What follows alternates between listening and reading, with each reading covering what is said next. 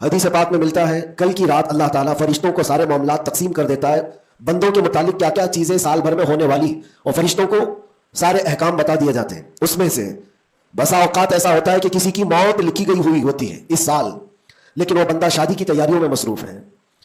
کسی کے 2 مہینے 3 مہینے کے بعد زندگی کے خاتمے کا عنوان لکھا گیا ہوگا، لیکن وہ اپنے بزنس پلان کر رہا ہوگا، وہ سفر کی تیاریاں کر رہا ہوگا۔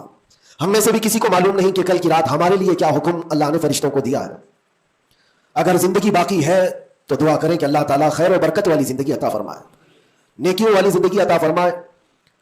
اور ایک اہم بات جو آج سب جگہ گردش کر رہی ہوتی ہے، سرکولر ہوتی ہے، وہ یہ ہے کہ ہر بندہ اپنے اپنی غلطیوں کی معافی دوسرے سے مانگ رہا ہوتا ہے۔ اور یہ اس لیے بھی ہے کہ سب نے شاید یہ حدیث سنی ہوگی کہ ان بڑی راتوں میں اللہ تبارک و تعالیٰ سارے بڑے گناہوں کو معاف کر دیتا ہے، لیکن چند لوگ ایسے ہیں جو ان راتوں میں بھی معاف نہیں ہوتے۔ ان میں سے ایک بندہ وہ ہے جو لوگوں کے تعلق کو ختم کرتا ہے، قطع تعلق کرنے والا۔ بھائیوں میں نفرت ہے، بھائی اور بہن میں نفرت ہے، باپ اور بیٹے میں نفرت ہے، رشتہ داریوں کو توڑا ہوا آدمی، اس کے لیے بھی کہا گیا اس رات میں اس کی بھی بخشش نہیں ہے۔ اور دوسری چیز یہ ہے کہ جو ہم گناہ کرتے ہیں اس کی 2 قسمیں ہیں، 2 قسم کے گناہ ہیں۔ کچھ گناہ وہ ہیں جن کا تعلق صرف اللہ سے ہے، اللہ جب چاہے معاف فرمائے گا۔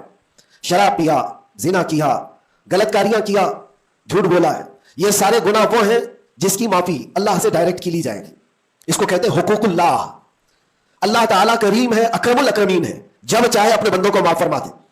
لیکن کچھ گناہ ایسے ہیں جن کا تعلق بندوں سے ہے، کسی کا مال ہڑپ لیا ہے، کسی کا حصہ دبا لیا ہے، کسی کو گالی دیا ہے، کسی کو مارا ہے، یہ سارے وہ گناہ ہیں جن کا تعلق بندوں سے ہے، ان کو حقوق العباد کہا جاتا ہے۔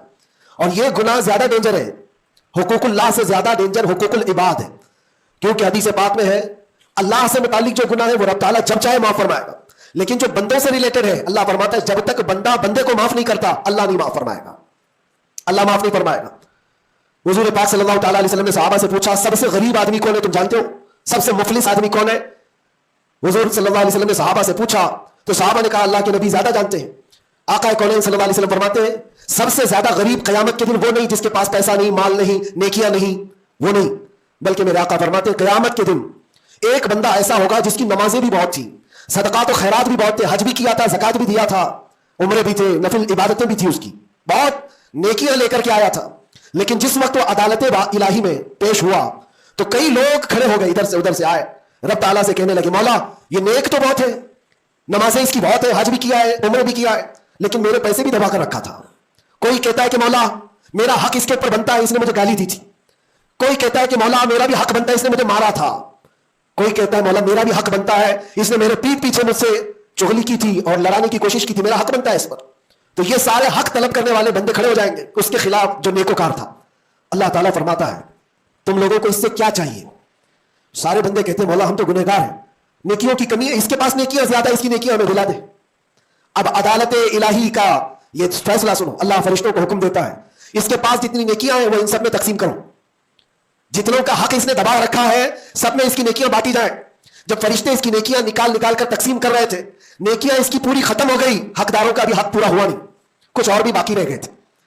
وہ کہنے لگے مولا ہمارا بھی حق ہے اس کے اوپر، ہمارا بھی اس نے مال رکھا ہے۔ اللہ تعالیٰ فرماتا ہے اب اس کے پاس تو نیکیاں پوری ختم ہو گئی، تم چاہتے کیا ہو؟ وہ گنہگار تھے، وہ کہتے مولا ہم یہ چاہتے کہ ہمارے گناہ اٹھا کر کے اس پر ڈال دیں، ہمارا بوجھ تو کم ہو جائے۔ حکم ہوگا رب تعالیٰ کا کہ اس کے اوپر ان کا حق بنتا ہے، لہٰذا ان کے گناہ اٹھا اٹھا کر کے اس کے اوپر ڈالو۔ حدیث پاک میں میرے آقا فرماتے ہیں لے کے تو چلا تھا بہت ساری نیکیاں، لیکن وہاں سب بٹ گئی، الٹا دوسروں کے گناہ اپنے سر پر لے لیا اور سیدھے اس کو فرشتے جہنم میں لے کر جاتے ہیں۔ یہ قیامت کے دن کا سب سے مفلس آدمی ہے، سب سے غریب۔ اسی لیے اے لوگوں حقوق العباد میں کبھی گرفتار مت ہونا، دنیا میں کسی کا حق دبا کر مت رکھنا۔ کسی کو اگر تم نے اپنی زبان سے ایذا دیا ہے، تکلیف دی ہے، یا ہاتھ سے دیا ہے یا کسی بھی طرح سے دیا ہے، تو قیامت کے دن اس کا حق لیا جائے گا، تمہیں اس کا حق دینا پڑے گا۔ اسی لیے شب برات آتی ہے تو سب لوگ ایک دوسرے سے معافی بھی مانگ لیتے ہیں۔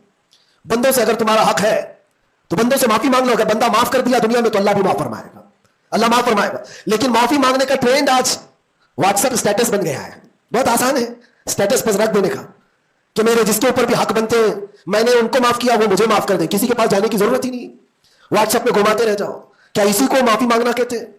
معافی مانگنے میں آدمی کو جو انا ہے، جو تکبر ہے، جو شیطان اسے گھمنڈ دلاتا ہے، اسی توڑنے کے لیے تو اللہ نے معافی مانگنے کا حکم دیا ہے۔ کہ جاؤ تم اپنے اس بندے سے معافی طلب کرو جس کے پاس جانے میں تمہیں شرم آ رہی ہے. اپنے نفس کو توڑو, اپنے انا کو ختم کرو, اپنے تکبر کو مارو. تمہاری بہن کا کوئی حق باقی تھا تو تم اگر یہ سوچتے ہو اس کے پاس کیسے جاؤں, وہ تو چھوٹی ہے, میں اتنا بڑا ہو گیا ہوں کہ بہن سے بھی معافی مانگوں گا, میں چھوٹا ہو جاؤں گا. قدر کرو, آج تمہارے پاس وقت ہے, یہاں تھوڑی دیر کے لیے چھوٹا ہونا اچھی بات ہے. قیامت کے دن جب تمہارے گلے میں توق ڈال دیا جائے گا گناہوں کا, تو اس وقت مدد کے لیے کوئی نہیں آ سکے گا. اس لیے میرے عزیزوں, حقوق العباد میں گرفتار کبھی نہ ہونا. اللہ کے نبی صلی اللہ علیہ وسلم کے پاس ایک جنازہ آیا.